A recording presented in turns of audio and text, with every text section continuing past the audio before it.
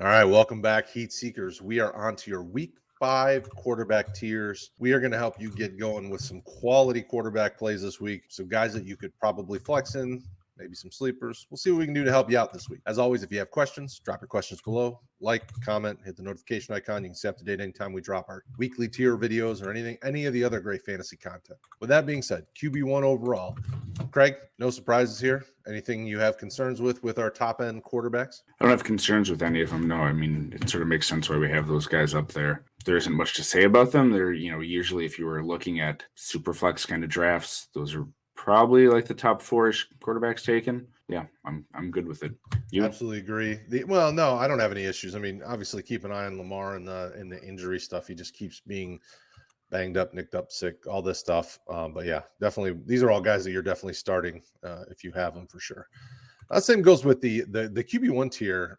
Has a lot of startable pieces in it, and then it's got a couple question marks there at the end with Matt Ryan and Daniel Jones. So I'm somebody that, if you've watched our streams, I bought into Daniel Jones in the offseason, and he's been paying good dividends. I mean, I think he's like a top 7 quarterback right now, and it doesn't appear to be stopping or changing anytime soon because he runs a bunch, he does a little bit of everything. How do you feel about the QB1 tier and the guys at the back end? Heinicke's had some up and down weeks. Matt Ryan's had some up and down weeks. Do you feel comfortable telling people this week they all have games where they should give you QB1 production?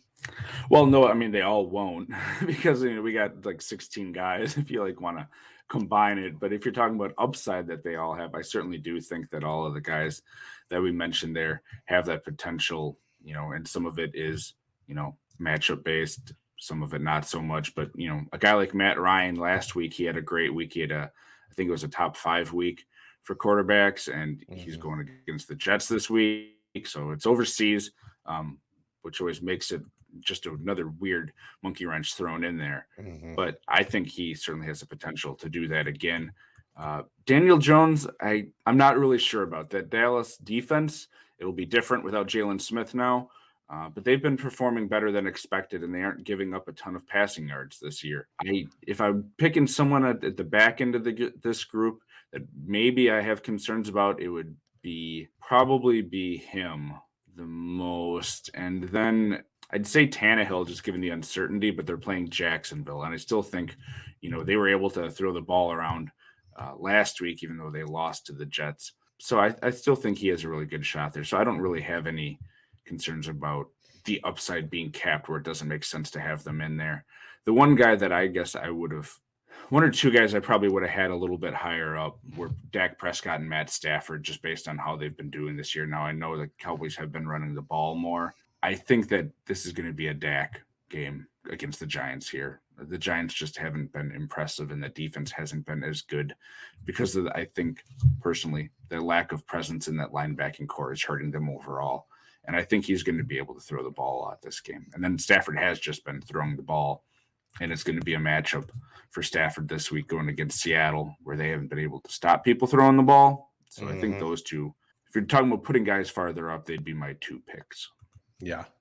It'll be an interesting game this week for a lot of these teams. The London games, and for those of you that you missed it last year, obviously, because they didn't have a London game. So the London dynamic always changes things. It always makes it a little bit more difficult because guys are traveling overseas. It messes up their schedule. They have to get in rhythm and things like that. But I think the way this game is set up, these quarterbacks should be chucking the ball a bunch, and it should be a fairly productive matchup for Matt Ryan. And if you're in a super flex and you need to use Zach Wilson, it probably is going to be a good game for him as well. The offense is starting to move in the right direction potentially, after a solid week against a defense that's just as bad as Atlanta's. We'll see what happens there. But, don't forget, thumbs up if you hit that like button. If you like Daniel Jones or Matt Ryan, hit the like button if you don't like Daniel Jones or Matt Ryan. On to our QB2 tier. This is a group of guys that is a little bit surprising. These are, Joe Burrow and Baker Mayfield, Wentz, these are guys that people were considering probably should be QB1s, but this is a rough slate of games for some of these guys in the QB2 tier. We've seen Mac Jones game manage very well. We've seen, Jared Goff have halves of games where he does well and then halves of games where he completely blunders.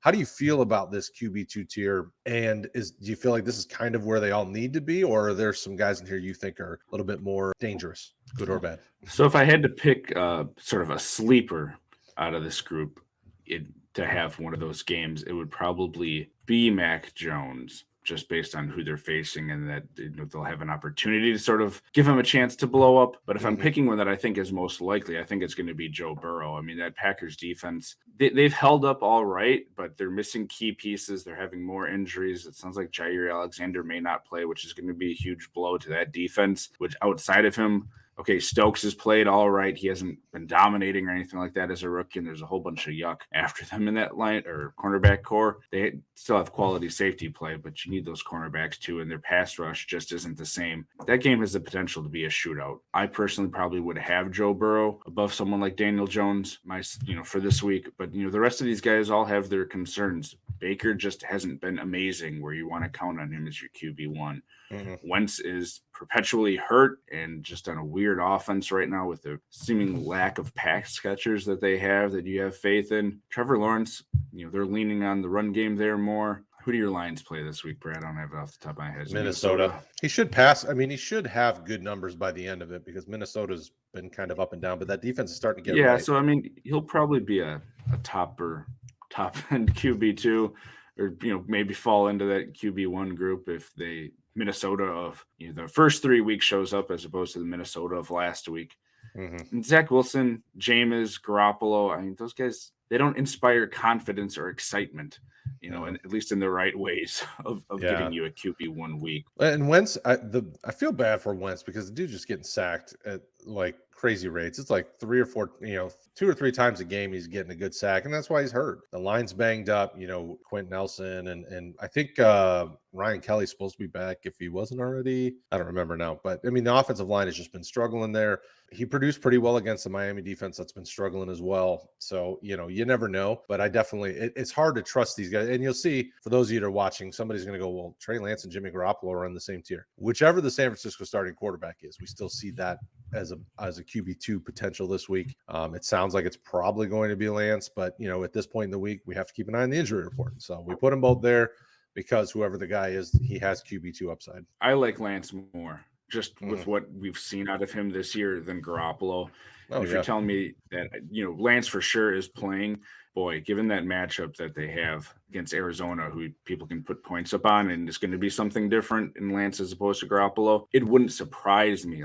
I wouldn't be shocked if he ended up as a QB1, if that ended up being the case. Yeah, in my mind, it feels like it could go either way because Arizona's defense is really fun to watch, and they have a lot of speed. So if Shanahan tries to dial up runs and big passes and things like that, like the defense can keep up with anybody they've got on the field and can run with anybody. So it's hard to trust it. But then on the flip side, it's like, well, this could be a shootout, but then you look to last week's game with the Rams, we expected so much more. Now, obviously, I don't know if it was necessarily the Arizona defense being so good or the Rams making some missteps. I think that's debatable, but it'll be it'll be a more enjoyable matchup if you get Trey Lance with that big arm as opposed to Garoppolo, who's West Coast type quarterback.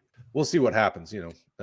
We still have to keep an eye on the injury reports Friday and things like that. So as we move to the flex and the sleepers, I'm going to just kind of combine them both because there's, not a lot of players in there, but the flex provides an intriguing option. And then after that, I have really very little interest in playing any of the other 6 quarterbacks listed. Justin Fields had a better game against Detroit, moved in the right direction. After that, Teddy's hurt. In concussion protocol. Does he play this week? Who knows? I'm not playing Drew Lock. Don't trust it. Ben Roethlisberger has been brutal. Not trusting that. Jacoby Brissett could be playable if you're in a pinch, but not jumping all over that one either. And then Dalton and Taysom. What are you thinking? So I'm fine. I mean, I have Drew Lock and Teddy as about the same with them going against Pittsburgh. So I'd be, if you're talking about combining sort of these groups, I'm fine with those. I like Fields more than Dalton based off of what we've seen. And yes, Fields hasn't had a great, week yet, but he's gotten his feet wet and that offense looked a lot better. Now, is it him or is it the play calling? We don't ever really know. It's probably a combination of both, to be honest. But yeah, I like Fields, Teddy / Lock, and then it would probably be Hill for me if he's going to be the quarterback. Now, I don't think he's probably going to be the quarterback for the game. We haven't had some big news, or anything like that come out. But I don't want anything to do with him, just sort of like I don't really want anything to do with Winston if they're going to be starting to split this into a quarterback timeshare. That it's just absolutely not what you want We don't like it at Cannibalizes running both. backs. Why would you like it at your quarterback position? Yeah, if I know which one it is, I'm fine because, again, the Washington defense hasn't been what we thought it would be. And I think either quarterback could have a really good game against them. The uncertainty is just a pain. Yeah, it makes it very difficult to want to trust either. So there you go, folks. Tiers are done for the quarterbacks this week. Make sure you check out running backs, wide receivers, tight ends. All those videos are dropping here on the YouTube channel. And if you want to know when they drop, hit the notification bell. Stay up to date there. We do want to shout out our friends at Tier Maker. This is how we got this tier. This is how we do our tiers, and you can do it as well. It's a great site, tiermaker.com. As always, we thank you guys, and we'll talk to you soon.